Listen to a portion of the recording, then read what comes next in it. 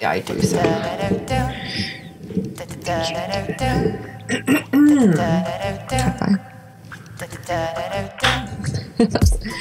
Poppy one. Welcome to the Damaged Goods podcast with your hosts, Ill Vibe and Jess Robert. Outside in Toronto today, there are wind gusts of up to 95 kilometers per hour.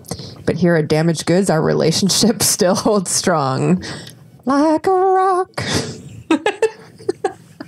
So much. You brought so much to the table for that intro. There was music. Yeah. You knew numbers. Yeah. Wow. Yeah, I did some research for that one. Thank you for listening. Do us a big favor and support us on whatever platform you listen on. Follow us on Spotify, subscribe to us on YouTube, add us to your favorited podcast on whatever podcast app you use. And that's that. Check us out on socials at Damaged Goods Pod or myself at For Jess Robert and Ill Vibe at Ill Vibe. Thanks as usual to lyricvids.com, the web's #1 lyric video animation company.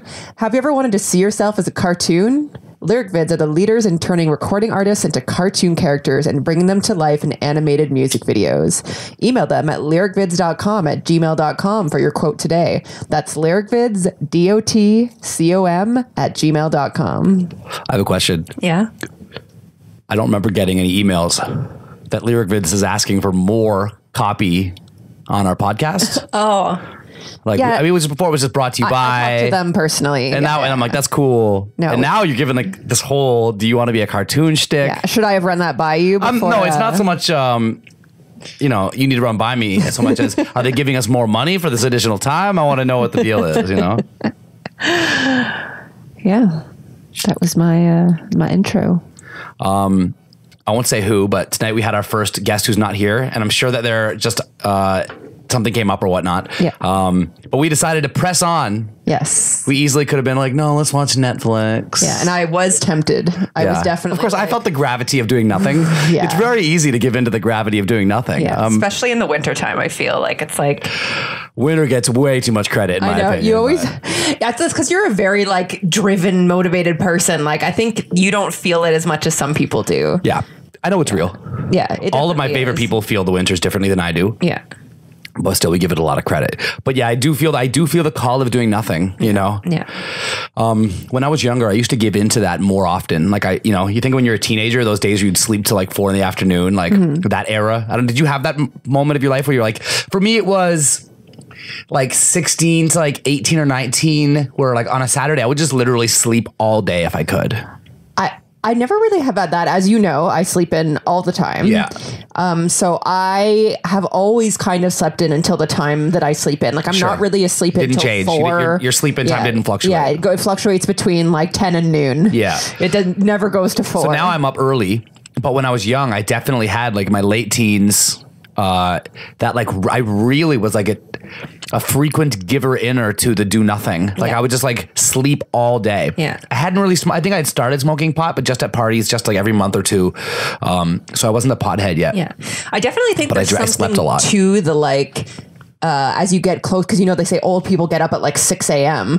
I think it is a thing where as you get closer to death, you're like, I don't want to sleep all day. Yeah. Like what? Like I'm literally wasting my life. I'm not even remembering these hours of the day. So I definitely think there's something to that, because definitely a lot of people when they were teenage, and it's also when you're growing and stuff, you need more sleep and whatnot. There's a hair on the microphone that when I got too close, it's like scratching my face and it's driving me crazy. Or is it a nose hair? It might be a nose hair. I might be doing it to the microphone. The microphone's like, ew. Yeah, but anyways, so it's either teenagers are growing and they need more sleep, or just that they're young and they don't care about existence. In reality, it's probably both. It's probably both.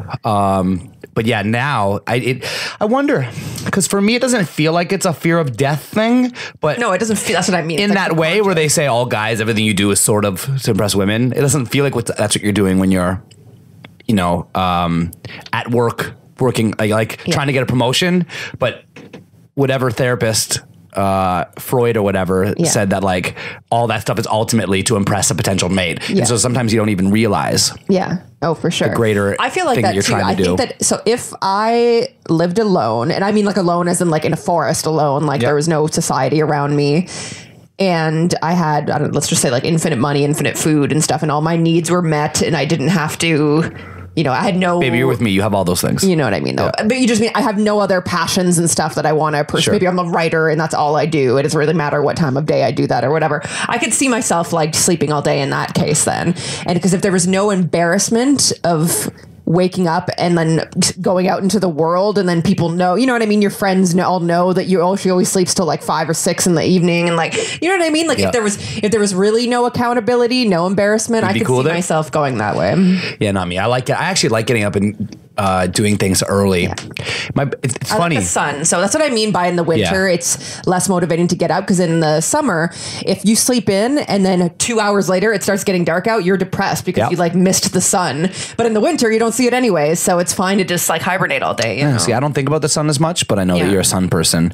My thing is I'm big on naps now. I get up early. I get all the work, all the money I need to make for the day is often done by 2 p.m. or 3 p.m. I go from 8 to like 2 or 3. And then I watch a movie, maybe True Detective season 3. It was amazing. The Sinner season 2. The Sinner season 2 is also very, very good. And then I'm you know me, lately it's been 3 to 4:30, 4:30 to 6. Approximately tonight I lie down from 5 to 5:45 or something like that. And it's just like, I feel like the king of the world, and then I'm up and ready to go for the rest of the day again. And I realize not everybody can do that because depending what you do for a living, you're somewhere for 8 hours and there's not really like a lot of nap time built into that. And I'm sure for those people, I bet you a lot of people at my age, I won't even say our age because you're younger than me and so lovely. I'm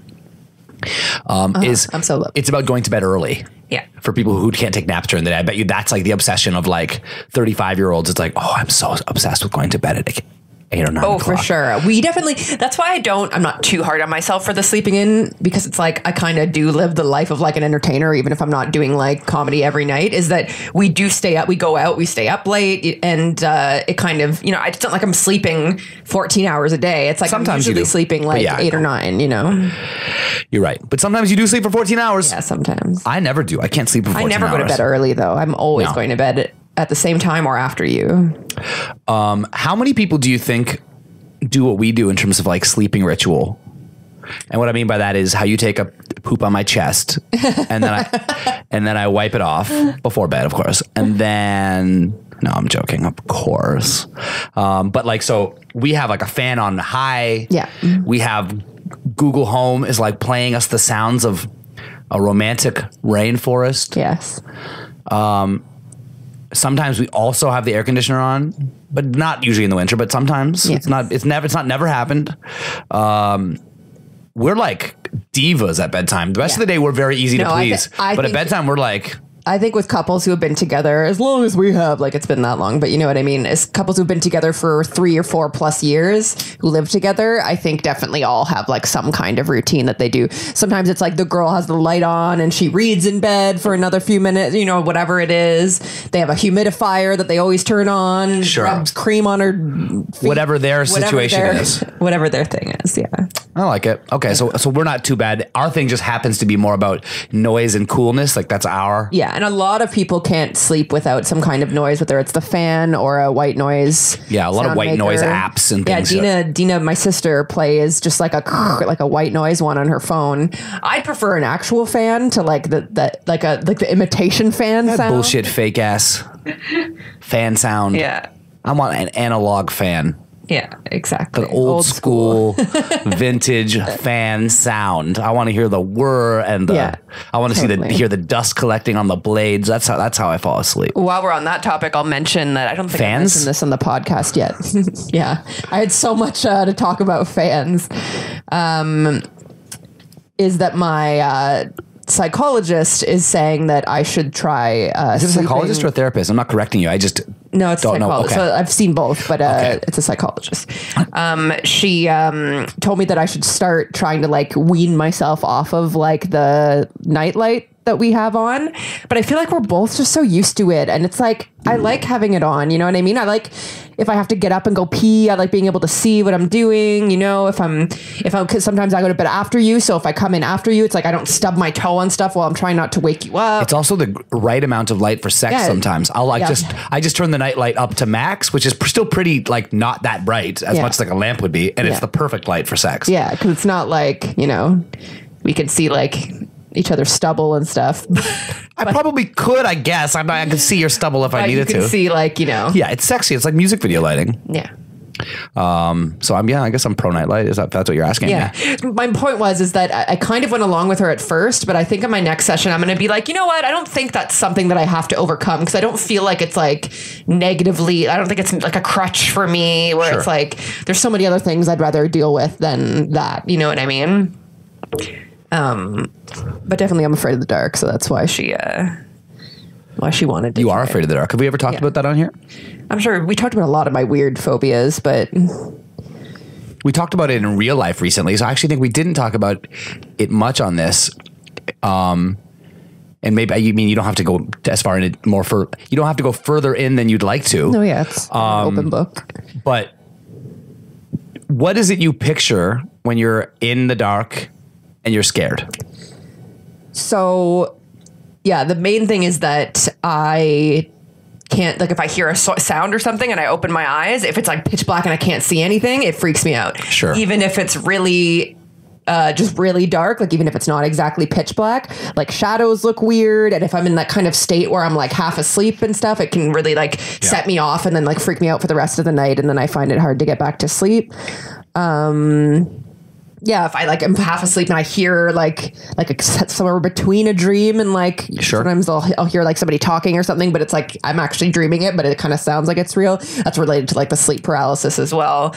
I like to be able to open my eyes and kind of synchronize and be like, okay, here's where I am and this is the reality. You know what I mean? Yeah. Like, yeah. And you do dream quite vividly. Yeah. So is that part of it as well, that when you're waking up from these really vivid, like, man, borderline cinematic dreams that you have, you're almost more jarred than I am when I wake up in the middle of the night? Yeah, for sure. Because I'm rarely stepping out of like a really good Netflix movie. Yeah. I'm normally just like, I wake up and I'm like, wow, I was sleeping a second ago. Yeah. I don't have almost any recollections, but you wake up and you're like, it opens in Reykjavik, Iceland. Yeah. A bald man with one eye comes over the horizon. I'm like, whoa, what? And you're like, the music is triggered. Like, it's you, it's crazy, the level of detail. Credits begin. A taxi drives into view.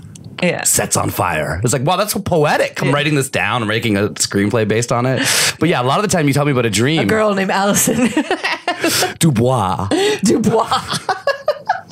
It's like, wow. Yeah. And I Google, that is an actress from Iceland. Wow. Yeah. It's not a very Icelandic name, but. Usually my like night terrors and my sleep paralysis and just like phobias and stuff aren't necessarily directly related to the dream that I have. Sure. It's more of like a scary like feeling that I get at night. And sometimes if I have a bad dream, it carries over into like the wake state, and that's probably what causes it. But for example, like I'll have those vivid dreams, but that's not necessarily what I'm thinking about when I'm like scared when I wake up. Like often, but you're jarred though. I'm jarred.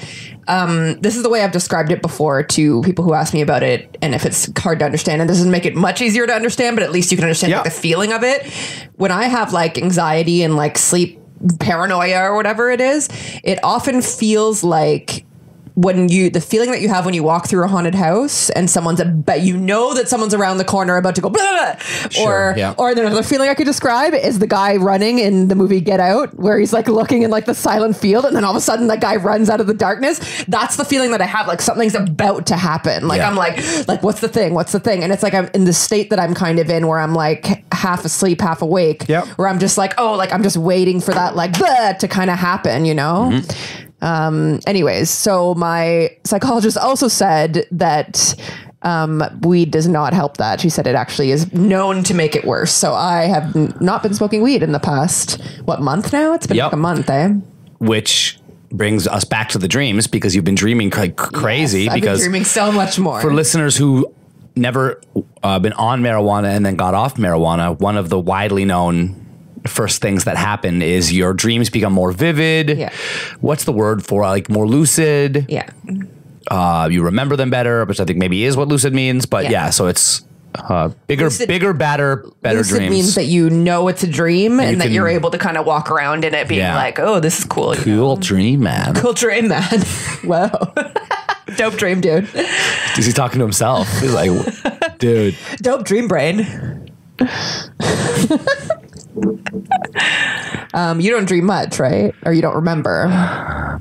My brain is You make noises at night like you're dreaming. I'm sure it's doing something. During the daytime, my brain is like a TV production studio that is overbooked. And like they're like needing to get productions done so they can shoot the next crazy reality show so they can mop that floor and get the dating show in. Like that's my brain during the day. Yep. So it's hard to believe that just when the lights go off, there's nothing happening. Yeah. It's hard to believe. Now, I don't remember anything. Yes. That might be because I smoke a ridiculous amount of weed. That might be because I seem to have a different brain than other people. I don't know. I don't know. I don't dream the way people describe it. But over the course of my life, I've had glimmers of like what you talk about. And so I know what you mean.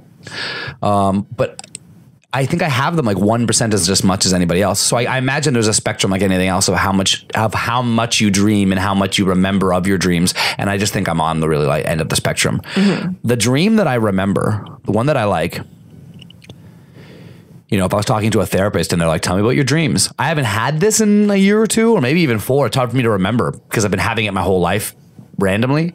Is this dream about like running along rooftops? Mm-hmm. Yeah, you've said that before.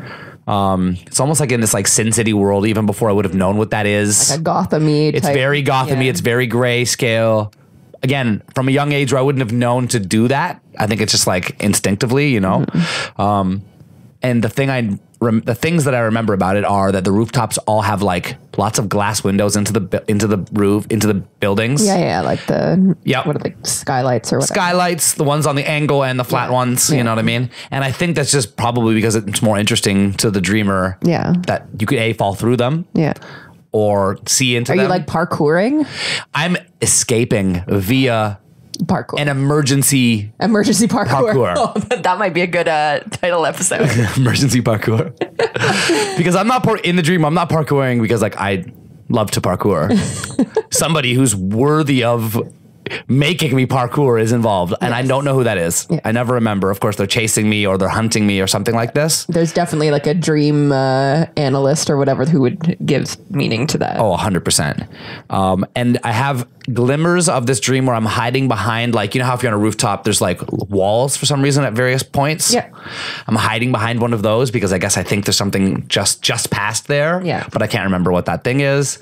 I have some memories of being down off of the rooftops. And the funny thing is there's almost nobody else in this world. I never remember like other people like running by, or it's like Birds. an empty movie set. Yeah. Kind of. Yeah. Except for this thing that I'm running away from. And so this is the dream that I remember. I don't, thank God, I don't have a lot of like nightmarish, like he catches me and all this horrible stuff happens. It's nothing like that. It's more almost having this dream my whole life. Like the pothead take on it is I beam back into this world and I'm still on the run. This guy is pretty good at staying away. It's like, it's all, I almost don't, I'm not even that traumatized. Like, oh no, he's going to get me. It's almost like there's this like developed, because I've been having this dream my whole life, in the dream confidence that like I will be able to continue to stay away. Yeah. You know? Yeah, for sure. I wonder if that kid's really somewhere and I'm just like tuning into him. No, don't say that. That always freaks me out. I've had dreams like that where it's kind of like a lucid dream and I meet somebody in the dream and they're just like, don't forget me type thing. And I'm like, I won't. And then I'm like in the morning, I can like feel them And then fading. are you like drifting back like this? And in the morning I wake up and I'm like, I won't forget them. And then like 2 minutes later, I won't forget who. Yeah, exactly. Whoa. Wow. And then I do this and then there's no you. Yeah. I won't forget. I just faded to dust like on the Infinity Wars. Goons. One more thing to say on that topic is that I just kind of had like a thing where I realized that this type of like mental thing definitely runs in my family, because me, my mom, and my sister have all had similar like hard to explain mental things like this. And I wonder if we have some kind of like unnamed mental disorder or something, because my sister, for example, she didn't get them as much as when she was older, but then she was medicated too. She went on Ritalin when she was quite young, so maybe that like adjusted it or whatever. But she used to hallucinate as a child, and she would tell my mom about it. Like we all knew about it in the family. The one that we remember the most is we had this plate of Mickey Mouse that we had hanging on our like basement ceiling, and she would sleepwalk. My sister would sleepwalk at night, saying that it was like following her around the house. She'd be like, oh, it's following me again, and my mom would be like, go back to bed, and she's The plate is? the plate. It would like float around the house, like following her or whatever. Wow. And then I remember there's something else about these mud people, like that were like blah, blah, like we were like mud people that were Sorry, like making I noise. need one more moment of mud Blah, people. blah, blah, Okay. blah, blah. I'm going to gif the fuck out of that. And then my mom has these things called, I don't know if it's officially called this, but we've called them like migraine auras. And I know that there's some kind of thing that you get before you're going to I'm have so happy we're down this path right now. Yes. Keep going. There's some kind of thing that you get, and this is like a science thing that you get before a Sciencey thing, you know. This is a science thing. We'll bring it up with Tim next time. No, please don't think I'm crazy. You get it before a migraine. So when there's a migraine coming on, sometimes, people say they get like flashes of light or whatever. Yep. There's also something that happens like mentally in your head where you could get, it's not even hallucinations. It's like hallucinations that you're not like seeing with your eyeballs. It's like mental hallucinations almost. That makes sense to me. Sure. Yeah. And so my mom, this is just one that she would describe, and then I'll describe like a few of the ones that I've had. So she says that she's in water kind of like swimming through, but the water has like a grid in it. So the water is like a grid, and she's like passing through the different sections of the grid. This is what I mean by it's really hard to explain. One of mine is big, small. So like really big thing, really small thing. And I'm not even seeing it. I'm just thinking of it in my head, like gigantic dinosaur, little bitty ant. Like I'm like thinking of it in my head, and it's like a repetitive image that's kind of going on in my head. And another one that I have is really smooth surface, like either like a piece of cheese or like marble surface, and then marker scribbling all over it. And it's like, it'll be like smooth marker. You know what I mean? Like, That's really weird. yeah. So Not weird as in like judging you for it. That's Yeah. These are interesting. yeah, so we all, I think it might be anxiety related because they've gotten much, much better. Do you want to hear about mine? Yes. I don't have them anymore. Oh, okay. But when I was young, I had similar things. Yes. I had two of them. The first one that I actually have I've thought about it several times in my like post that stage of my life as an early man and now as an older man. And I'm always like, wow, that's crazy. I had that. So I've definitely like maintained a memory of this thing that I used to think. And it was about, I'd be lying in bed and I would suddenly get this like overwhelming feeling of like adrenaline and that the bed was not made or something. Or like I'd be obsessed with like how like the imperfections. I would suddenly be out of nowhere while I'm lying in bed, overwhelmed with like the imperfections of how the thing's lying and how I'm lying. And I would almost like boil over and I would have to like stand up and like shake myself off and I'd lie down. And it's not the same thing, but it's the same thing in that it was similar, I was picturing it. It wasn't anything going on. I was sort of picturing it in my mind's eye. And then it would overwhelm me and then it would kind of pass. So it was different, but sort of similar. And another thing that I had that is very different than that and very different than yours, but again, sort of similar. And this happened for a period of my life, let's say from like, I don't know, 8 to 12. I can't remember exactly, but it was around the time I delivered newspapers, which was 3 or 4 years. And it wasn't exclusively when I delivered newspapers, but that's the memory I have now as a fucking 35-year-old man. And this is it. Bouncing balls. Yeah. I'd be walking up a driveway with the newspaper in my hand to deliver it. And I would obsessively look at the surfaces and how a ball would bounce off it. Yeah. And I couldn't stop thinking about it. Yeah. And it was almost like once my mind would lock on it, it would lock on it. Yeah. And then so as I'm walking, I'm like, I can't help it. I'm almost trying to make it go away because it's annoying. And I would get stressed out that like, why am I obsessed with this stupid thought? Yeah. So it would kind of stress me out a little bit. And then it would like double down on like, well, it would bounce off that surface crazy because that's all uneven. Yeah. You know what I mean? And then I think that's definitely anxiety related, if not just anxiety inducing. Yeah, because it's both, like, probably. I definitely have like that thing where it's just like, why am I thinking of this? And then you just can't stop thinking of it, you know? So yeah, that's like a thing I had that's sort of like sort of similar, and that I would just as like a young guy like lock onto it and then like for sure, that's similar. spin my wheels for no reason on this stupid So I wish that I could talk to somebody who knew like about like the different like chemicals in your brain and stuff and like how these things are released, because I'll tell you another interesting layer on top of that. So you have a therapist, a psychologist, but you need like a I mean, I guess I could ask her. You need to go deep. You're like, listen, guys, you're not quite I just feel like it's distracting to like what I actually need help with. Sure, it's like I have car phobias, and then I picture, no, you're right. Scribble like cheese, like you know what I mean. Like, okay, so it's candidate for title number 2, scribble cheese. I just don't want to give her too many things. I'd rather solve the things that are actually. I imagine you're already overwhelming her, babe. Yeah. But the interesting layer that I'll add on top of this that I'm sure has to be related is that I often get it after sex. So we'll have sex or whatever. I'll fuck the scribble cheese out of you, babe. And so that must have to do with like endorphins or have something to do with a release in the brain that then also triggers like this thing. Because very often I get it after sex. And that's been my whole sex life. Like The bigger the orgasm, the more scribble the cheese. No. No, I just get it sometimes. Interesting. Yeah. I love that. It's fun to share stuff that like you could almost go forever never saying because it happens infrequently and like in your mind's eye enough to be like, who am I going to tell this and why? Yeah. And even with us, like I've never told you about the bouncing balls because why? It's like, I haven't thought about them since I was like 12. Yeah. But being on the podcast and talking to you, it's funny to like go there and be like, in my mind, I was just like, I'm going to talk about the bouncing balls. And I'm like, literally have not thought about those in probably 8 years. Yeah, totally. Since the last time I was like, oh yeah, I used to think about bouncing balls for whatever. It's just like popped in my head 8 years ago. And so it's funny to bring it up now and like document it on the podcast. A similar thing Bouncing to that, balls. this isn't similar to the migraine auras or whatever they were, You just but picture my dick all day. Just all day. I wonder which like angle it's on. I wonder how it's sitting in his pants right now. Anyways, is that sometimes when I was younger, and I remember specifically in high school, I did drugs in high school too, so that could have been why. But I would get obsessed with like vision and like when you're walking, how you're like going, you know what I mean? You're bouncing, and That's drugs for sure. I was like seeing like the vision like That bounce. sounds like drugs. But I mean, I wasn't necessarily on drugs when it would happen, but it was like it could have been like after effects of drugs. I was definitely weird in my 20s because I did more mushrooms even when I wasn't on the mushrooms. Yeah. Yeah. And I'm weirder since. I often wonder, like, there's no way to know because I definitely like what I remember after mushrooms was small talk felt weird. Mm-hmm. People being like, and how are you? Well, I'm good. Yeah. The local athletes are playing well this year.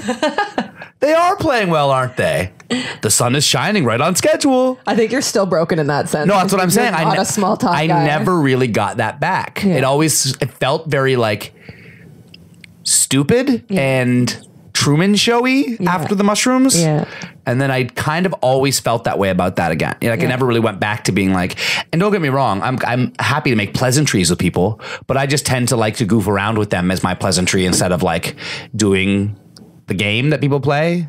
You know what I mean? Yeah. How old is Lisa now? Yeah. And I do like asking people about like the thing that I know about them. I'm always like, how's the music or whatever. That doesn't feel like small talk. I'm actually curious. But yeah, it just mushrooms did that to me. And so I wonder if like in a world where I never did mushrooms, like how different would I be? Yeah. You know what I mean? Because that's a big part of me. He's so dorky. I just mean like, How are the kids? like, all I do is small talk.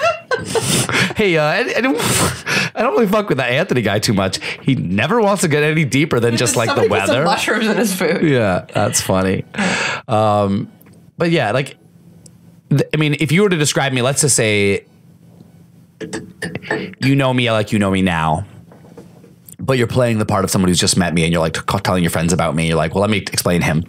You might say in the first paragraph, like a couple of paragraphs, like he's not like, he sort of like isn't into like small talk and stuff like that. It's like, it's a pretty prevalent thing about me that like I fully connect to magic mushrooms. And so it's just like, I wonder how much of that like echoed out through my personality. And I'm just like so different because of it. On a similar note, I don't know why I always say on a similar note. Like I have to say that every time that I kind of pivot topics, but on a similar note, it's very like That's talk connected radio. to that previous thing. Do you remember at our wedding when my friends showed us like the message that I had sent them after meeting you for the first time? I do remember that. I it was forgot like about it. We have a Facebook It was group. really trippy. Yeah, we have a Facebook group where we talk, and I posted like an old ass picture of you from the "She's So Smooth" video, I believe. Oh yeah, I look handsome in that video. Yeah, you did.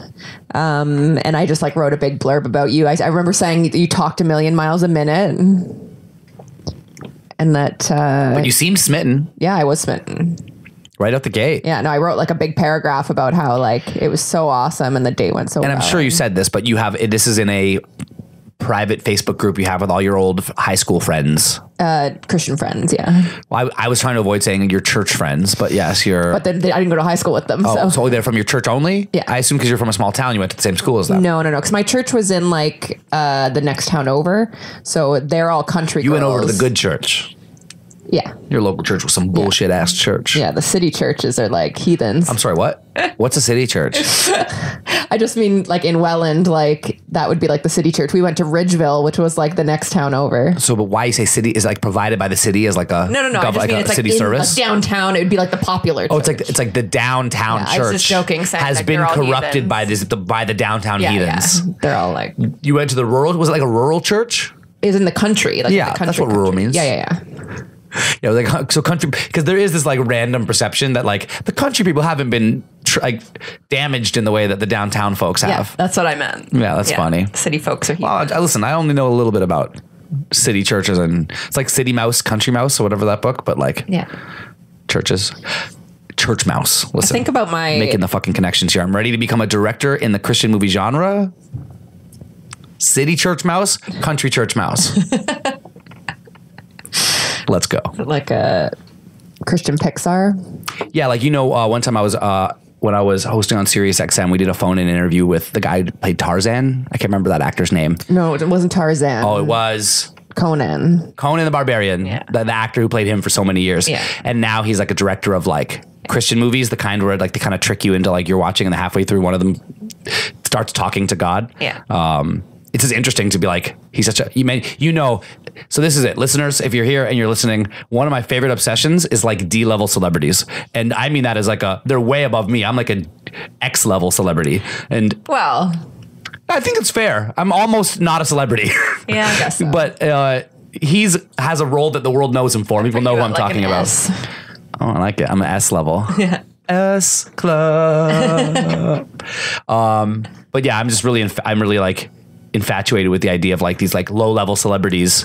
And it was really bizarre talking to him on the phone about this Christian movie he was directing about a boy who fell in a well and then saw God. Yeah. Anyways, I'm not going anywhere with it. I was it's just named a funny after story. a girl who fell in a well. Yes, you were. Did she survive?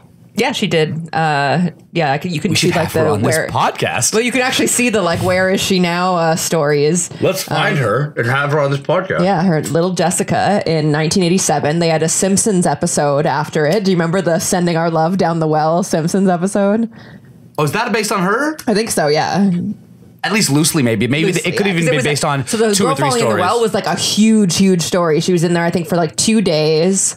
And they thought there was no way that they could get her out because the equipment didn't exist yet that could cut through like that type of pipe or whatever. Like it wasn't quite. Meanwhile, they made pyramids 2,000 years ago. Wake up, sheeple. But yes. Yeah, but okay. What was the interesting thing that I read about it the other day? Was it somebody who was able to disconnect their shoulder or something? Offered to go in and get her. It was something like that, but they ended up saying no to him because then if he got stuck, then there'd be 2 people stuck, and then there'd be no oxygen getting into her. He'd have to eat the girl. Get really ugly. And they said that they thought that she was either dead or something, but then she would start like singing, and that's why it like won over the world's heart because she would like be like la la la la singing in the well. She was like stuck in a tube with like her leg above her head. Like it wasn't even a well; it was like a tube. But anyways, The girl in the tube is not near. Doesn't have the ring to it. Yeah. So you know how like when traumatic stuff happens to kids, how sometimes they grow up to repeat it, like really dark stories. Like, Fall in war wells. well, no. I'll take you there, but you know what I mean. So it's like if someone's sexually abused as a kid, sometimes they grow up and they. Yes. What if she's like going around throwing little girls in wells? Okay. Like right now, that's Yeah. How do we know she's not doing that? I'm gonna look her up. Where is she now? And there's a picture of her literally with a little girl throwing her in a well, and you're gonna know I'm right. Jessica McClure. Jessica McClure, I'm gonna come find you. I want you on this podcast and I'm gonna accuse you of being a serial well thrower, reenacting the crime of your youth. I wonder what she's up to now. Are you gonna look it up while we're on this podcast? I'm just gonna see her smoking weight. No, yeah, I'm not gonna. I thought I might be able to quickly, but Dreams can come true. Look inside and you find what you're gonna do. No, you got to happy. what song is that? I was just summarizing our dream segment. That's all. Oh, okay, cool. That was good. It's pretty good improv. You know that song, don't you? Dreams. No, that's why I said, what can song is come this? true. And then you said, I mean, I was summarizing this, but it is like a 1990s I gave you like. credit for it. Oh, I didn't write it. So last night we went to go watch a movie, And we looked on Netflix, and I was like, "Ooh, Ray Romano." So this, and I'm not even like a huge Ray Romano fan, but I'm like, this will be that. I always like something light. There's one rule about Raymond. What? Everyone loves him. Everyone loves him. So it's gonna be good. You know that. Yeah. So I was like, oh, this will be like a nice and light, funny, cute, quirky movie or whatever. And he was in something before that I really liked. So I think I do like him. And so we watched the trailer, and I'm not going to spoiler alert anything from the movie. I'll just say what you would see if you watched the trailer anyways. Yes. But basically it's about two friends who find out that one of them has terminal cancer. And that guy decides to do the doctor-assisted or medication-assisted suicide before he gets too sick. And it's kind of the other friend trying to deal with it and kind of helping him with the process. Don't mention the aliens. It'll really... yeah. Oh, fuck. You spoiled it. But anyways, it was not light. I mean, it was quirky, but it was not light. No, it was very heavy. And I cried in the bathtub for like a good hour after the movie was done. The bathtub overflowed. Yeah. You filled it too high pre-crying. It's a very salty bath. Yeah, but I haven't cried that hard in a long time. I was you cried hard, eh? Yeah, I was crying. I didn't even really know that hard. until I was like literally right now. Crying, like trying to hold back the sobs. Oh, really? What part of it got you? Where you started thinking about people around you dying, or what was it? Yeah, and like I said this last night too, it's just like what gets me the most in movies is seeing like a man who is either like not able to, for those of you who can't see, Ilbib's doing his best crying impression. Oh, I'm fighting back my tears impression, yes, I'll have you know. Yes. A man who either isn't able to express himself, so he's like kind of like this mumbly, grumbly, grumpy man who never really expresses his emotions. It's hard to say I love you. And then he cries in the movie. It's hard to say I love you. Yeah, that gets me. Or to be honest, just like any man crying, I find really gets me, especially like an old man. But if it's like a girly man who like cries all the time, that doesn't get you. Well, I cry constantly. I can't stop crying. I don't know if I've seen many movies like that. But if there was, that probably wouldn't make you cry as hard. No, that'd probably be a little easier to I'm just like this. But I looked it up after the movie was done because I was like, is pills that you take to like help yourself commit suicide a thing? Because in the movie, again, I don't think this is too spoilery. It's more like how the pills work. It's like you put all the pills in a glass thing or something, and then you put. Yeah, it's almost like you're making one of those drinks, right? So you take a anti-vomit first, so that you don't vomit it all up, and then you take like 1 million pills of basically, and you put them in this water, and you like.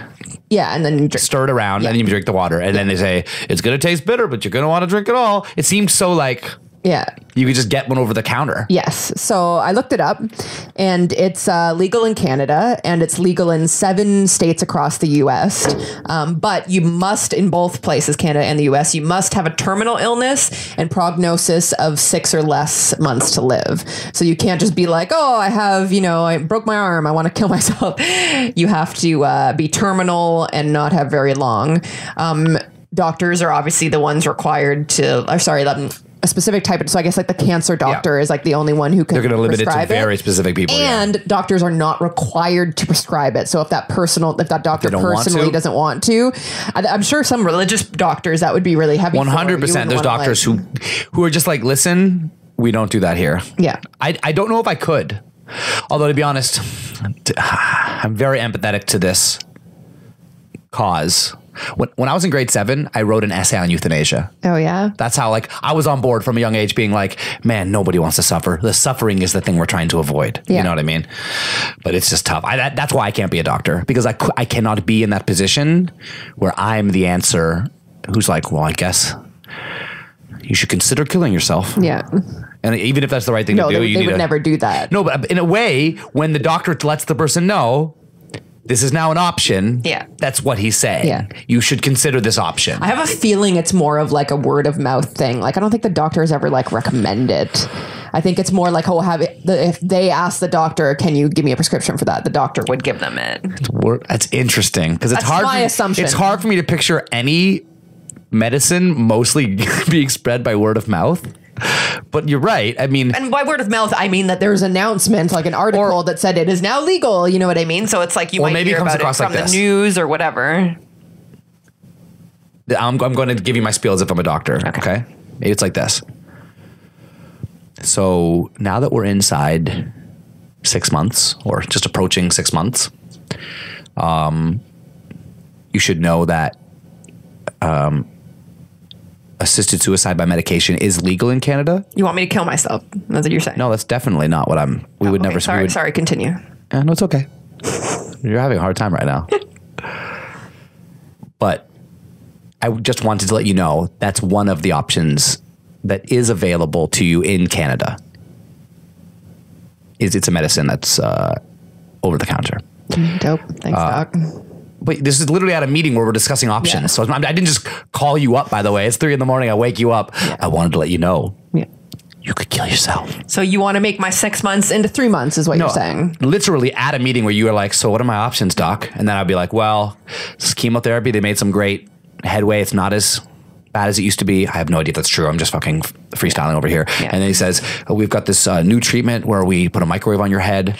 You wear it around your neighborhood. Oh, okay. Gets rid of about 10% of your cancer. I think I'll take the death pills. And then he would say, also, and he would always take a deep breath and like wear his somber face or her somber face. It is legal in Canada. And I think that's a way you could say it, to be like, I'm in no way telling you that it's a legal option is not saying y'all should kill yourself quick time. Yeah. And I just think that it seems crazy to imagine that it's just like whispers in the cafeteria at the hospital being like, you hear Bobby offed himself? How? With the pills. What pills? Yeah. No, for sure. Yeah, depressing. In Canada, to prevent suicide tourism, it's only available to Canadians, obviously. So you can't come from here somewhere else and get it. In the U.S., though, you can go to a different state and get it, which I think is what happens in the movie, right? Don't they take a road trip to a different state? Yeah. Yeah, because you're all Americans. Yeah, you're all Americans. You know, it's really funny and dark, but when you said to prevent a suicide tourism, do you know what I pictured? What? Like people listing that they're going to take it and that you could come and watch them. Oh, that was my first thought. Honestly, it flashed in my mind. I'm like, to prevent suicide. I was like, oh, so they're making it so you have to do it in private. And then you're like, oh, that's not what you mean at all. I'm not going to lie. I had to click suicide tourism to see what they meant by that. Cause I was like, wait, what? People started selling tickets to their suicide. And then people fly in from wherever. I'm not going to disparage any country by saying who would want to come watch a suicide, but suicide. I was trying to think of an "Are you ready to rumble?" play on words, but I couldn't. Wow, I like where you're going with it, but I can't think of it either in enough time. Are you ready? I'll just say that.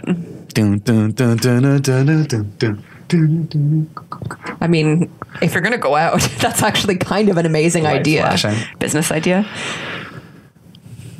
No. Shark Tank, 5 thumbs down. Shark Tank. And for that reason, I'm out. Speaking of death, because, let's talk about sleep paralysis and death. Valley in the shadow of death, I take a look at myself and realize there's none left. I'm singing in and out of segments today. Anti-vax is a huge thing in the news right now, anti-vaxxers. And I didn't know that was I thought it was a craze a few years ago, but it's still. Robert De Niro is the fucking problem. Is he? Robert De Niro offered $1 million or something to if you could prove. But did they prove it? No, I can't remember. Then he's not the problem. He's actually the solution. No. He would, but I mean, he's he's supporting he's it. He's vocally supportive about it and really reinforcing it. But how much influence does only Robert De Niro have? Not a lot. More? But I would say, who is Jenny McCarthy is a nobody. And she was kind of the face of it for 10 years. They rode Jenny McCarthy. And Robert De Niro is one of the great actors of all time. And he's it's like his platform right now is anti-vax. Yeah. It's the thing he talks about the most other than acting. So measles are killing a lot of people, which is so crazy that an old disease is just coming back. Guess who's back? Measles. Do you think crabs will come back? Because people say that they're gone because everybody shaves their pubes now. Are they gone? Are they provenly gone? No, I don't think they're extinct, but they're very rare now in Canada, at least. And they're hiding in the northern, northern Canada, where the people don't shave their pussies. Buttholes. Yes. You know what I mean? Butthole crabs too. There's got to be a couple of butthole crabs. Yeah, I have stand up about it. Oh, do you? I do. About butthole crabs. Yeah. I like it. You know BHC, yeah, you know me. So musical tonight. Yeah, I'm feeling quite musical.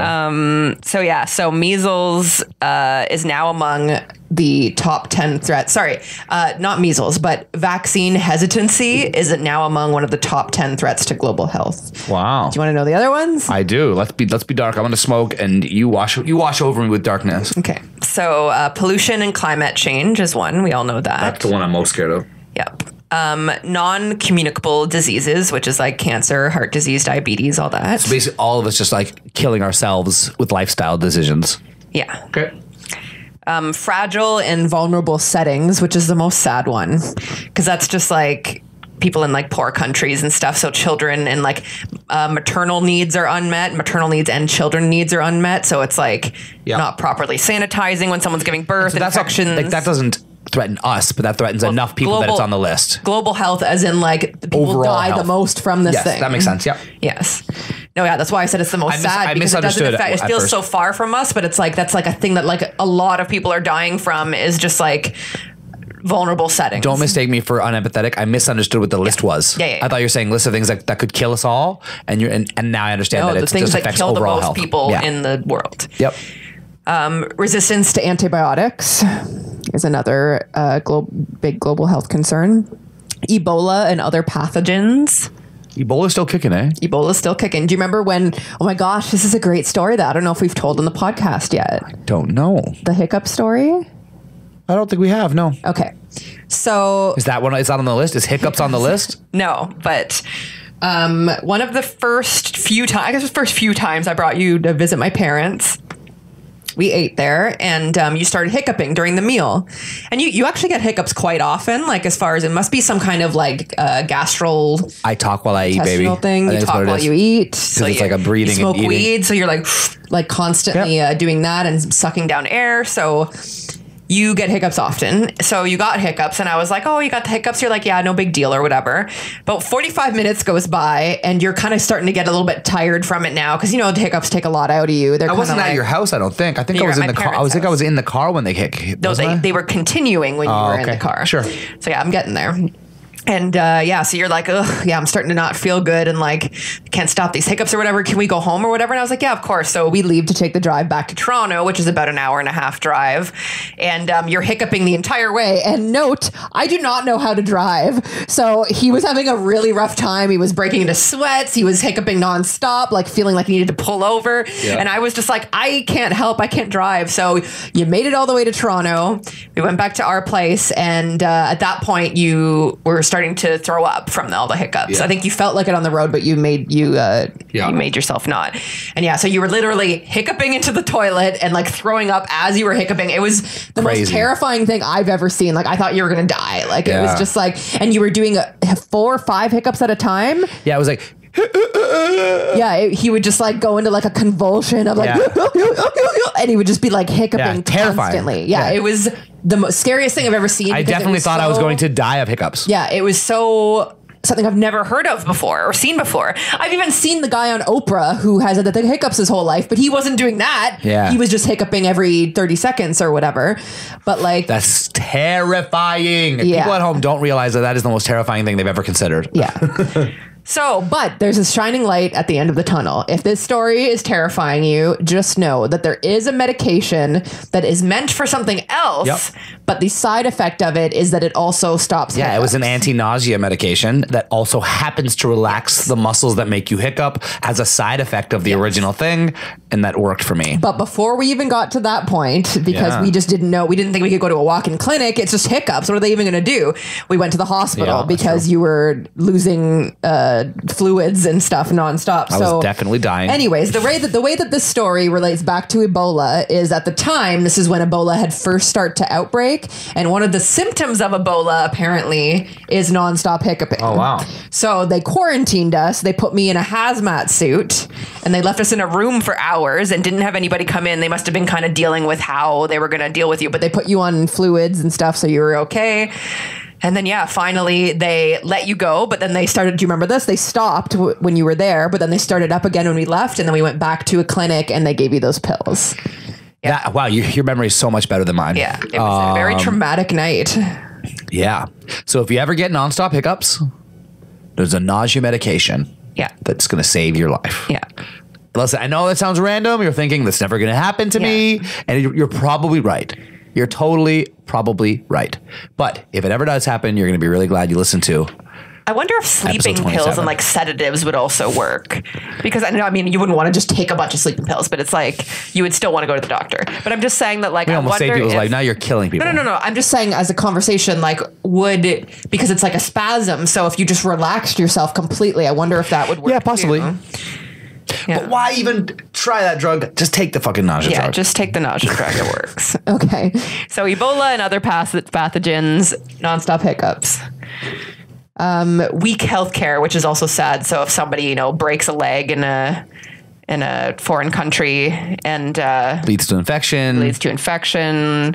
not properly amputated, whatever, it would Gotta be. get the leg cut off, and then you're easy to chase. Oh, don't make jokes. Sorry. It's okay, but it is true. You would be easy to chase. What's I'm going to pronounce this wrong. Dengue? Dengue? Dengue fever. Yeah. It's like a mosquito thing, like a West Nile type thing. I guess, yeah, I don't know. Oh, okay, I just was wondering how to pronounce it, but it is it's a mosquito thing. So it's a mosquito transmitted disease. And still in the top 10. Want to give me a drum roll? HIV. Still in the top 10. It's in, not in North America. In places where they can't afford those, because the way that they now have, we talked about this with Tim, they now have a cure for HIV. Basically, it's not a cure as in it wipes it out of your system, but it basically boils it down to 0.00001%, and it becomes essentially the seed of HIV and never gets any bigger. They kind of have it boil down to its like most easy to combat form, and then therefore it never has any impact on your body, but you'll have it forever. That's kind of where they're at with HIV. Totally. They may never cure it, but it's good. It's almost like good enough, because like anybody who has it now is fine. You could it's almost more cured than lesser STDs, because you could, once you're on the drugs, no one's going to get anything because it's too small to be transmitted. You know what I mean? So you're essentially cured. But it's very expensive because you have to take it forever. Yeah. And it's expensive in every single dose. Probably not even available some places, right?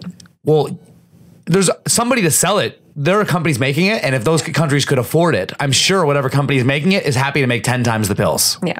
But if it, let's say it's, and I don't know what it costs, but it's definitely no less than $100 a week or whatever. It may be 1,000, I don't know, but it's very, very expensive. And so, unfortunately, the global economy is not set up to be distributing it to those places, which is crazy, because just like I was kind of ranting at Tim about, we would all benefit if we could just start knocking 3 or 4 of those off the list. Totally. And we could knock the HIV one off by simply creating a program where anybody, anywhere who gets HIV is immediately put on this. You know what I mean? Yeah. So you'd have places that didn't want it, and that's fine. You couldn't account for those people. But I think those over 10 or 20 years, I'm guessing here, as I do, would slowly diminish, because people would be like, but those guys seem fine. So let's just do what they're doing. Yeah. Let's go to the free AIDS clinic that everyone else seems to be going to. Yeah, totally. You know what I mean? And I'm sure that's oversimplified, but it doesn't seem impossible. If we can make 11 Fast and Furious movies, we should be able to make this happen. You know what I mean? I love it. How much money was spent on and made by Fast and Furious movies? I feel like we could make this happen. Vin Diesel, I'm looking at you. I was going to say, don't take that Vin Diesel money. He has enough, I think. Yeah, I'm sure he does. Who was he the voice of? Was it Groot? Yeah, isn't that what a waste of money? Literally. Speaking of wasting Vin Diesel money. Listen, using just the money paid to Vin Diesel to voice Groot. Let's just change it now. Another voice actor could do an impression of Groot and fire Vin Diesel. We could probably just get like a kid, because this guy just says the same line over and over, doesn't he? Yeah. I am Groot. Yeah. And then it shrunk into a little tree. So then it was like, I am Groot. Yeah. And for all I know, maybe it wasn't Vin Diesel in the last movie. I don't know. Just caking. Just so they could say Vin Diesel as Groot, just like for the joke. Yeah, totally. Speaking of AIDS, I watched that Studio 54 documentary. On that subject, yes. Did you see the part about the AIDS or whatever? I did not. Tell me about the AIDS. So the one owner passed away from complications to do with HIV. But they said that at the time, it was like an epidemic within that circle of people, and like all the bartenders were dying. It was like a crazy epidemic. And like the one girl was like being interviewed about it and crying, because she was just like, we lost like so many friends. Like it was like a local epidemic. And I'm sure because of the crazy parties and stuff, they were all having sex and stuff. And it's like, they probably all got it from each other. And listen, so let me just say, statistically, HIV in the gay population is much higher. Everybody knows that. Okay. That's fact. So I think what you're seeing is it was at the epicenter of HIV. It was at the epicenter of time-wise of when there was the explosion of HIV in America. Yeah. In New York City, which I imagine it started in cities not in the middle of Indiana. You know what I mean? Yeah. In the gay community. Yeah. In the nightclub, if you see the pictures, it's so packed you can't move, where they openly admit that kind of everything was okay and that people were Everyone fucking was, and half naked. And so it's like, listen, that's the epicenter of the epicenter of the epicenter of the HIV crisis. Like they are literally, the VIP section was the epicenter of the epicenter of the, you know what I mean? It's like literally you're in the bullseye of the HIV dartboard. You know what I mean? Crazy, and that's terrifying. And if it's really sad that because they weren't doing anything wrong, they were creating this really cool thing. And I'm sure they were doing wrong things in terms of like they stole money. And listen, I'm like, I'm staying very top level here, but it's okay. Let's talk about this. Way too easily. And maybe it's just that we need to ask somebody. This has got to go on the Tim list, man. So listeners, if you didn't listen to the previous episode where we had Acapella Science and Tim Blay for the rest of this podcast, and when I say I'm going to ask Tim, it just means it's a big science thing. I need to ask a scientist because Tim is our ask a friend scientist. But like I've been taking for granted way too long the whole like monkeys had AIDS and then humans got it. Yeah. What? Like, how does that work? I would love for someone to be like, oh, that's actually quite, because I'm sure Tim could be like, actually, it's quite easy. This is how it works. Yeah. Going from a monkey they said to that even like the mad cow or whatever, same thing. Like, right. But we like, eat cows. Oh, right. So that's the thing. We don't really eat monkeys. Does somebody though? I'm sure somebody does. Yes, but think about mad cow barely got around and we eat a lot of cows. Right. So it's AIDS is everywhere. And maybe there's a very small population of people who eat monkeys. Yeah. So it just seems, I would just love to hear even just like a general, like, let me explain how that would have worked. Yeah. Scientifically. Yeah. Because and how did it get to New York? Gay people in New York from, let's just say people did in Central Africa eat monkeys. Yeah. It's a very specific, weird path. Yeah. Well, you could also argue that it's been growing over hundreds of years or whatever, right? Yes. Yeah, as in like it was one person, then 10 people, like over like long periods of time. Yeah, because it's like not like they knew how to check for that. But it still went from, in theory, and I'm only saying Central Africa because that's where monkeys are. Yeah. And where potentially there are tribes that maybe eat monkeys. I don't know. I bet you there's one. Oh, yeah, I'm sure there is. How does that go from there to Studio 54? Yeah. But the people in Boston are cool. Yeah. I only say that because Boston's like, they're very like Christian and gay hating, I guess. I'm being kind of an asshole. I'm sure there's lots of people with HIV and in there's probably Boston. lots of HIV positive, all types of people in Boston. But I jokingly being like, at the point they were like, maybe not all the bar. So if you're at a bar if you're at, okay, here's an example that's way less hateful, even though I've already said the bad example. Studio 54, they lose, let's say 60% of the bartenders. That's quite a high number of bartenders to lose. Pick a bar in Boston. They lost no bartenders to HIV. Mm-hmm. So I'm not saying nobody in Boston got HIV, but they weren't feeling necessarily an epidemic of like all our bartenders going down. Well, okay. I was about to say something like I'm so smart and I know it and I do not know it to be a fact at all. But isn't the reason that HIV is more common amongst gay people is like the way that they have sex, the nature of the sex, Yeah. So it's not more shocking that it would be just the gay people than it would be everybody. No, you know that's what I mean? true, I From guess. monkeys to everybody, you know what I mean? Like that's true. So, but does that mean the scientist who got but still, there's still a jump that you need to make. So let's go up from the monkey. There's a monkey with AIDS. There's a bunch of them. Yeah. Scientist gets blood on his hand from the monkey and bites his nails. I don't know. And that scientist is gay. So he has no. That scientist is straight. Let's say. So how does he give this but you can give it via vaginal sex too. So yeah, you can give it via vaginal sex. At some point, it gets into the gay community because at some point somebody the scientist is having sex with is and then also, all the women who are having vaginal sex who have HIV aren't spreading it any further because it's not as common with vaginal sex to spread it. So the spread rate, they're spreading it at a very slow rate. Yeah. So the spread rate, let's say if it's a smaller percentage over time, it would spread fewer times. Yeah, that makes sense. Okay. Yeah. I'm with you so far. Yeah. But still, it's like, these are the things that people just tell you and you're like, I'm curious. Like, I also have no idea if him getting blood on his hand and biting his nails is even a way you could catch it. I don't know. Because the common stupid joke when we were kids was like, who fucked a monkey? Yeah, and it's that's unlikely to be what it was, but I am curious. That's like the bullies in Elephant Man who are like saying that like his mom was like raped by an elephant and that's why his face looks like that. I'm just saying it's not because someone fucking Elephant Man is a historic figure. I'm just giving any context to people who might not know. Oh, right. And he's a man who had what, elephantitis or something? Yeah, which It's is like just like a lumpy face. it was like overgrown in some ways. skin. Yeah. A good movie about it? Yeah, it's good. It's a good movie. Old? It's old. Yeah, it's old, but it's a really great movie. Someone should remake Elephant Man. I think there has. Do you know who would do it, I think? Robert Downey Jr. That's a good guess. I was going to go, what's the kid from Third Rock who's now grown up? What's the actor's name? Gordon Levitt. Joseph Gordon-Levitt is my pick for future Elephant Man. Yeah, I could see that too. I think the reason I said Robert Downey Jr. is because I think he was charming in the original movie, and it was supposed to be like he was like a charming guy underneath the first cover of the book or whatever that you see. So I feel like Robert Downey Jr. would play like a good, like charming, cute guy who you fall in love with. Listen, Robert Downey Jr. has gotten a lot accomplished since he stopped doing cocaine. Because when I was young, I knew Robert Downey Jr. when I was like 10 and 11 years old.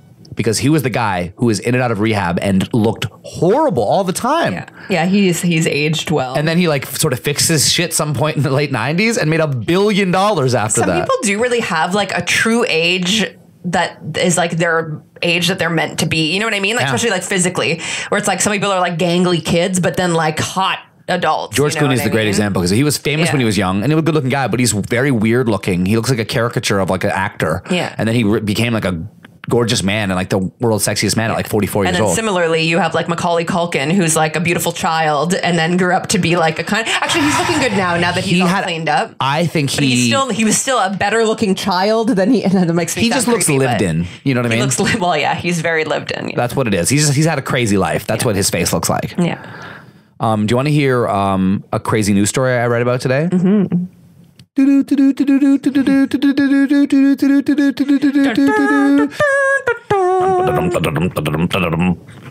that. I don't know what this hand pose is. Horse. Yeah. A Russian TV station announced U.S. targets after Putin warns of nuclear attack. Targets include Maryland, Washington, and California because they're the three biggest military bases. One thing with bombing is even if you're going to nuke America, you have to live in the world post nuking of America. Mm-hmm. And even threatening non-military cities is some different shit. You know what I mean? Mm-hmm. So it's interesting because it's like even in their willingness to threaten US, they didn't threaten New York City because it's not a military city. They threatened like Maryland, which is like, to me, it was funny. I'm like, why would you bomb Maryland? Because like I've driven through Maryland. It's sort of like Saskatchewan for the Canadians. It's like a very, very nice place, but not a lot is there. Yeah. But it's where they got all their soldiers stored at. Yeah. So basically the order goes, that's my newspaper headline version, but the order goes that Putin, I guess, issued some kind of like warning to Americans that to America, like watch out. You've been kind of, because the US has been kind of anti-Russia and they've made a couple of moves and a couple of statements that Russia didn't like. And so they just basically issued a like, careful. Putin just said, careful, like we have nukes basically. And then a Russian TV station, and remember everything in Russia is controlled by Putin. So it's like he either did it or allowed it to happen. You know what I mean? Because it's like the CBC here in Canada. It's like RBC, like Russian television. Yeah. They just basically listed potential targets: Maryland, Washington, and California. First of all, I don't take that lightly. If a bomb were to go off, or a nuke, or I don't know the right way to say any of this, but in any of those places, it would be devastating.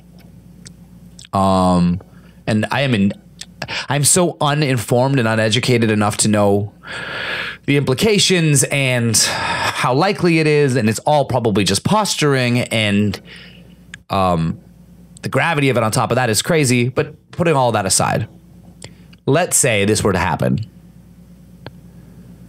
What's your immediate thought? It's like tomorrow, I wake you up in the morning and I'm like, jeez. So babe, a bomb went off in Maryland. I'm going to say Maryland only because it's the place I know the least number of people. This is the second episode where we talked about how lucky we are that it hasn't happened yet. So yeah. You're freaking me out a little bit. So a nuke goes off in Maryland. Yeah. And Maryland's far enough away from Canada that we wouldn't be hearing panic in our hallways. I think once we turned our phones on and looked out windows and stuff, you would see people being a little bit more ajarred than usual because a nuke has gone off in North America. You know what I mean? But I think we would wake up and relatively, it would feel life is normal in our home. What do we do? What happens next? I love, by the way, I really enjoyed the role plays a few episodes ago. Yeah, I'm enjoying this. I love this too. I think, I don't know. I really would have to gauge what the people around us were doing and how seriously. That's step one. You'd call mom.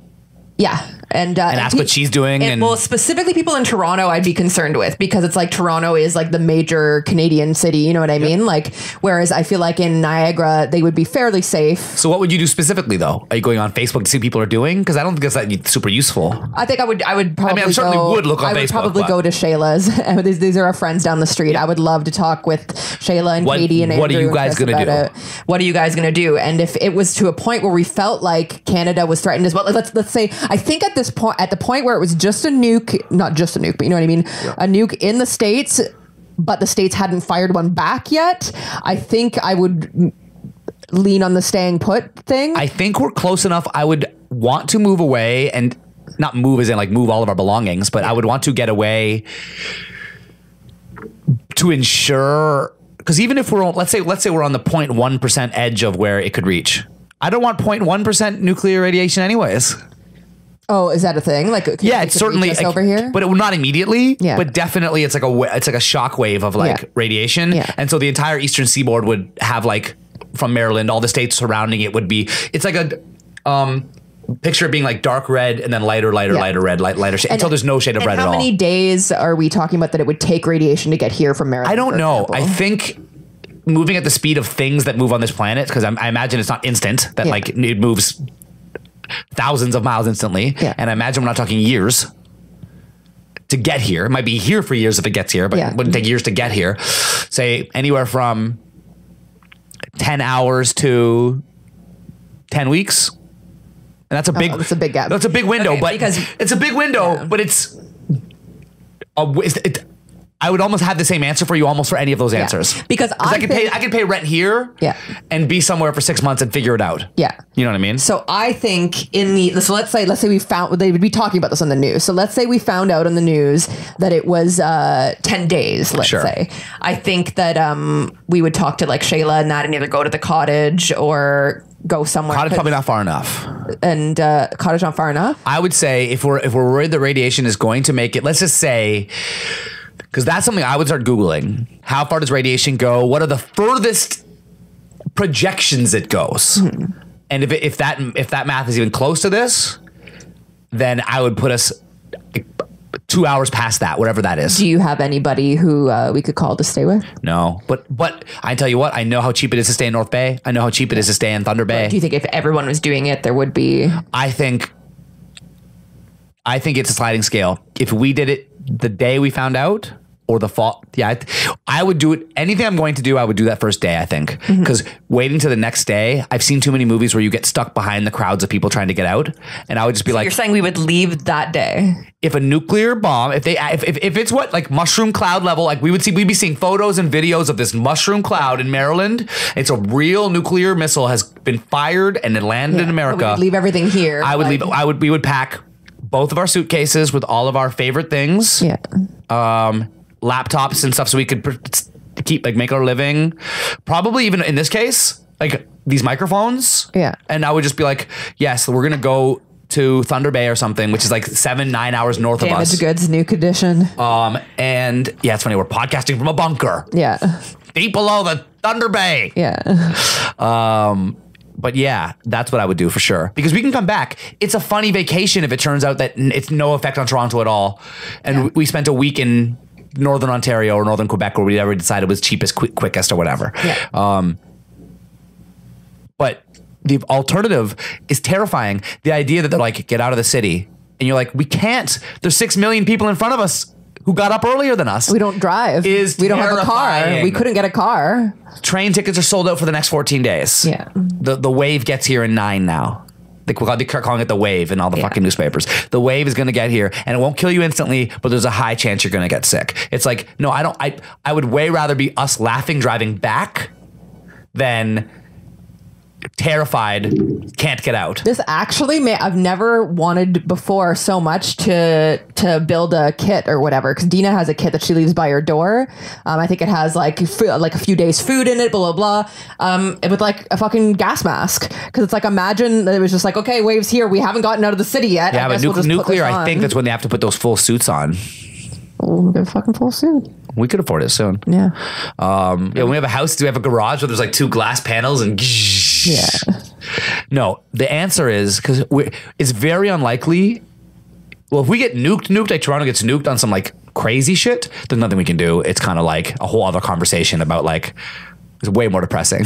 let's not role play that one right now. But in a world where, yeah, like something happens, like Washington DC is nuked, we're far enough away that I feel pretty confident that we would be in the top half of like reaction time and like being pretty succinct about what we do now. You know what I mean? I'm up at 8 a.m. most mornings. I think before I even woke you up, I would have done a little bit of research to like gather my thoughts, like 10, 15 minutes of like, okay. And then I wake you up and essentially, I say this without politeness, tell you what we're probably going to do. What I think we're going to do is like, and I wouldn't be like, we can't go see Shayla, etc. But I'd be like, we are leaving. Yeah. We're like, I've done the math. We are leaving Toronto. Yeah. You know what I mean? Like I would have done that. That's the first thing I would do is the calculation of like, how much time do we have? Yeah. How dangerous are we talking? I probably would call the car right away. I'd call Enterprise right away. And then I'd wake you up and we'd be out the door. Yeah, it's true, because worst case scenario, we drive out of the city or whatever, and then we get halfway there, and then we find out from everyone back here that it's like, no one's really leaving. It's fine. They said it's going to be fine. I still think I would give it a couple days. Oh, yeah, for sure. Well, we might as well at that point, right? Yeah. But yeah, you'd feel so, especially with us not having a car. That's like the first thing I thought of is like, we wouldn't be able to get a car. Yeah. Like we wouldn't be able to rent a car. Yeah, and if it happened that same day, I feel pretty confident that either using the Turo app or using Enterprise, or we live on a street, there's a lot of car rental places. If I, at 8 a.m., in a different country than the bomb went off in, keep in mind, I could get a car, I think. You know what I mean? I think. Yeah. Or a bus ticket. Or something, yeah. Because that morning, I don't think the city all wakes up and all buys bus tickets right away. And they don't say bus is shut down for the day. You know, I think that first day in Toronto, it'd be people reeling. Social media would be lit. The phone lines would be fucking crazy. Maybe there'd be some trouble with that stuff because everyone's calling their families and like, what the fuck? Yeah. Grocery stores would be crazy because people would be stockpiling just in case. I don't know why that's even helpful to you, but I would. But I think they'd be crazy but manageable. Like I just think you could tell some shit was up. Yeah. If you were at the fucking grocery store, you know what I mean. The liquor store would be packed because that's how people respond in crises like that. What would we get at the grocery store if we were just filling the car on our way? Realistically, because my diet and our thing, I would be kind of what we already have. I would fill the car. Well, we haven't had pasta in a while. I know, but I'm just saying that if you might have to give up your diet because we could fit a lot of dry noodles. If a nuke has gone off, I might eat pasta. But yeah, so yeah, it would be all but like, let's go load up, get everything we fucking need, and let's go. Man, let's make this a positive. We'll bring all our gear and we'll go. Positive. That's a bit of a reach. Yeah. We'll make it a positive. We'll go hide out and see what happens from there. Yeah. Bring Callie. No trauma that way. That's a great story. This podcast is like fun and awesome. The alternative, so much potential trauma. Even if it's just like we're okay, but we might have cancer in 10 years. Yeah. Or what if even it's not that, but we just kind of see the worst of the city where it's just like, you know what I mean? Yeah. That idea of like people start freaking out and it's like the liquor store's closed and people start like fighting over the last bottle of whiskey or whatever. I don't even mean like killing each other, like level of like post-apocalyptic, but just like shitty. People fight over Tickle Me Elmos. Yeah. I don't want to, when they announce everything's gonna be closed for the next couple of days. Would you drain our bank account? Like take all our money out? I don't know if the money's useful. I don't know why. I don't think I would do that. I don't think I would think to do that. Yeah, because I wouldn't. Eventually, like it wouldn't be the top priority. I wouldn't be anticipating a global like power outage or anything. You know what I mean? Yeah. I'm mostly just trying to avoid the wave and bullshit from like hooligans in my neighborhood who are freaking out about the wave coming. Yeah, and they can't get out of the city, so they're gonna fuck some shit up. Oh yeah, I never even thought of that. You know what I mean? Yeah. And we're in our apartment, we'd be safe, but I would just in general, I wouldn't want to be like. even thinking about that. I was just like, let's go somewhere where life continues as normal for us. Yeah. And then we'll come back afterwards. You know what I mean? So the article that I saw today, and I wonder if it's directly related to that, is that a judge has ruled that the male-only military draft is unconstitutional. So now it's with male and female. And so then I looked up, I'm like, is there a draft right now? Like, what is going on? And then I looked it up, and it's like they're kind of always ready to draft, but you need to sign up for it to begin with. So it's not really a draft like it used to be. The only way for now, the only way that you'll get drafted is if you signed up for the specific thing that says, if there's ever a draft, I volunteer. It's like almost like you're the militia, but ready to be called. You're like standby military. Yeah. Standby soldiers. Yeah. Kind of a dope band name. Yeah. We are the standby soldiers. What's up, Philadelphia? But yeah, now it's open to women as well. And they said it's going to be. Join the army, babe? No, I'm not going to. They said it's going to be what's it called when it's like repeat, when they ask for like to change that, when they bring it to like a higher court, because people don't want women to be allowed. Oh, I see. Like, or not to be allowed, but to they're going to fight it. They're going to fight it in like the Supreme Court or whatever. Yeah. So you know nothing about that? No, I don't. Okay. So I think it's just when I was young, I was terrified of being drafted though. My dad gave up his. Did they draft when we were kids though? No, but the concept, because I was just, this is what I know about drafting. My dad is from Italy and he came here at 4 years old. And when he turned 16 or 17, I guess maybe 18 makes sense. He got a letter from the Italian government saying, you've been drafted to the Italian military. He's been living in Canada for 14 years. And so he didn't go. And so he gave up his Italian citizenship. He's no longer an Italian citizen because he refused to go serve his time in the Italian military. Crazy. Yeah. And so I knew that couldn't happen to me from Italy, but I remember just being like, whoa, that's a world I live in, that you can just get a letter one day and you have to go be a soldier. Yeah. So I was just terrified that like when I was 16 or 17, I'm like, I hope, like, what if Canada suddenly goes to war with America? Canada would definitely draft because we don't have enough soldiers to fight America. Yeah. So we would definitely draft. And so I was just like, I remember being 18, 19 and a little bit of relief when I was like 29 and I'm like, I think they won't want me anymore. I'm getting out of like the draft age when you're in your 30s. Yeah. And it was like another thing I thought about a lot, but let's say 5 times ever, but enough times to be like, have an opinion about it, you know, that I'm like, oh yeah, that's a terrifying concept. And that I'm a young, healthy 18-year-old man. Yeah. Hope no one bombs us right now. And then I could just suddenly they decide that they need to draft us to save the country. Because even our prime minister right now, he's so totally the kind of guy who wouldn't draft unless everything was on the line. Yeah. And then he would be. I don't know though. I could see let's say US wanted to go to war with us for whatever reason. I feel like we would always just give in to the thing before we would draft people. It would depend what it was. What if let's say it's a scenario where Trump has gone too far. Mexicans are just in cages in every state now. Things have gotten like insane. It's like Hitler level. He's actually gotten to the Hitler level. Yeah. So then Hitler then suddenly we hear about how he feels that Canada has not really paid their dues or whatever for all the things we've done for them over the years. Right. We're going to invade. That level of like, oh, they're going to put us in cages and kill us. Yeah, I would have to be like kill us level. I'm using that as an example to be like, that's a really extreme example, but there's other versions in the middle somewhere where they're just really wrong. And we're like trying to not get overtaken by them. Yeah, for sure. Or if it was let's say it's not America. Let's say it was just like a smaller nation or whatever. It's like, no, we're going to fucking not give in to that smaller nation, not them take over Canada. And in that case, US would have our back and we'd be fine anyways. But a friend of mine, I won't say her name just because I know the story is like a shame thing in Korea, but she was dating a Korean guy and you're supposed to do 2 years of military service there, like obligated. Everybody does it. Yeah, I think there's other every man, every like male. Does Israel. It. I think there's other places like that too. And he put his off until he was like 28 or something, and it was just like a thing where like nobody talked about it because it was just like. Did he do it eventually? I think that he did it, or maybe because they ended up breaking up. So I think maybe when they broke up or when she came back to Canada or whatever, he finally did it. But he was just like, I don't want to. Heartbroken in the military. I'd read a movie about that. Yeah. Just like slumping around the military. It'd be good, I think, way to like get your mind off it, right? Because you'd be changing up your life for sure. That's how I would do it too. I would definitely save it for shitty time. Like a shitty time. Need to change. Yeah. Girl breaks up with me. That's how I learned After Effects. A girl broke up with me in a very, very cold way. She was cheating on me. Had a whole affair actually. Yeah. and I was really heartbroken, and I moved home. I lived on my own since I was 16, right? So like 10, 12 years. Oh, not 12 years, but like 10 years. And then I remember I moved home to my mom's house for a summer.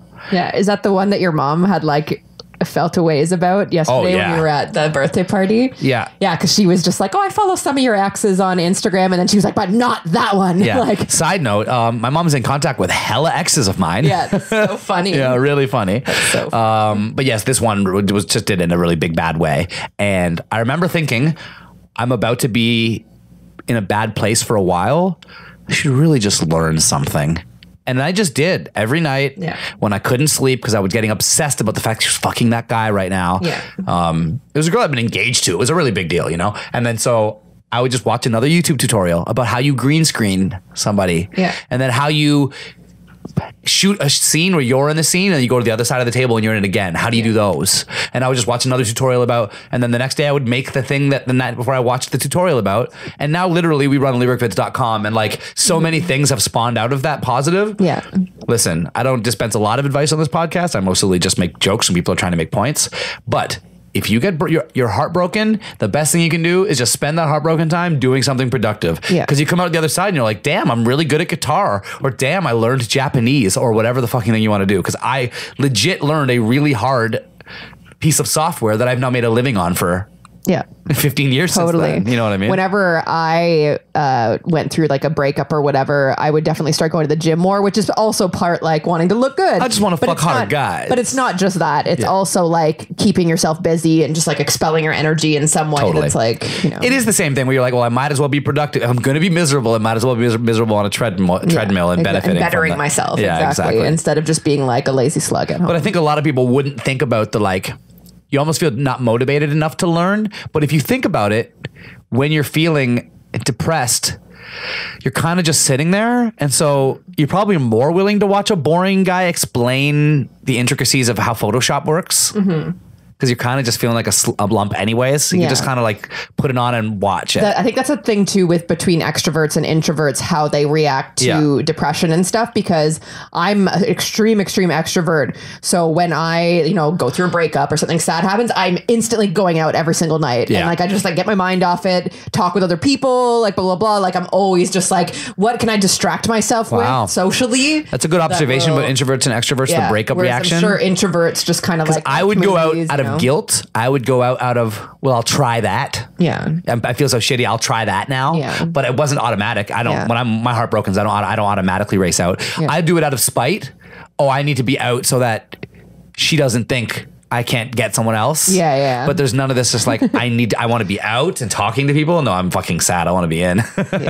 But the thing is in my old age too, is like, even when we had a fight, we rarely have big fights, but we had like one of our like biggest fights, and I had all this negative energy, and I was just kind of like I was brooding, and I was like, if I'm gonna brood, I might as well go right, because it's like at least that's productive use of brooding energy. Yeah, you know what I mean. And I didn't write like a song that's like about us fighting or anything. It just was like about like negative romantic vibes in general. You know what I mean? And it's just like that's like it's not even a breakup. It's like a microcosm of the other thing. But even still, I try to use that. I'm like, if I'm gonna brood for the next 6 hours, because that's how I feel. It's hard for me to just go back to being normal after a big fight.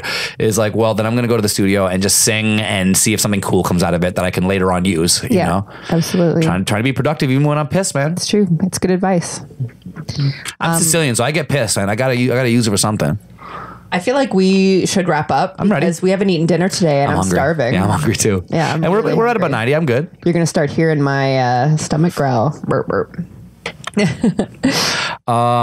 That's us. Scribble cheese. Scribble cheese. You got anything else you want to say? No, I think that's it for me. Thanks again to lyricvids.com. Yep. I have tons of new music out. We are fully in an Ill Vibe release window for the next like 6 months. So whenever you're listening to this, either upon its immediate release or soon after or sometime way down the road, there's so much brand new music coming out that I feel really excited about. Heart Say, No Apologies, Slow Down, Never Gone, Buried Alive, Bulletproof, what's cool is that if you're a fan of my music, those things mean nothing to you. Scribble cheese. And down the road, those will sound like my greatest hits. And so they're all either coming out or are out now. Go stream them everywhere. Honestly, if you're still here, it means that you either have nothing to do or you fuck with us hard. And I cannot say enough. A comment on the YouTube video, a subscribe on the YouTube channel, interactions on the Facebook and Instagram. Engage. Massively help us. And it also lets us know that you're listening, and we would love to even just answer back. We love you. Peace. Next time.